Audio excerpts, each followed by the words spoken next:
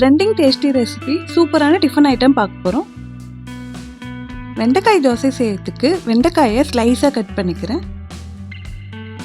வெண்டைக்காய் தோசை செய்ய ஸ்டார்ட் பண்ணிடுறேன். சீரகம் 1/2 ஸ்பூன், கடுகு 1/2 ஸ்பூன், உளுத்தம்பருப்பு 1 ஸ்பூன், கடலைப்பருப்பு 1 ஸ்பூன் நல்லா ஃப்ரை பண்ணிக்கலாம். பச்சை மிளகாய் 1 குட்டி குட்டியாக கட் பண்ணி சேர்த்துக்கிறேன். வெங்காயம் 1 குட்டி குட்டியாக கட் பண்ணி சேர்த்துக்கிறேன். கறிவேப்பிலை, கொத்தமல்லி இது எல்லாத்தையும் நல்லா ஃப்ரை பண்ணிட்டு கொஞ்சமாக சால்ட் ஆட் பண்ணிக்கலாம்.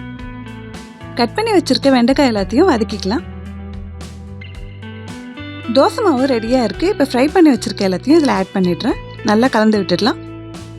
அவ்வளோதாங்க, வெண்டைக்காய் தோசைக்கு மாவு ரெடி ஆயிடுச்சு. வாங்க தோசை சுட்டுடலாம்.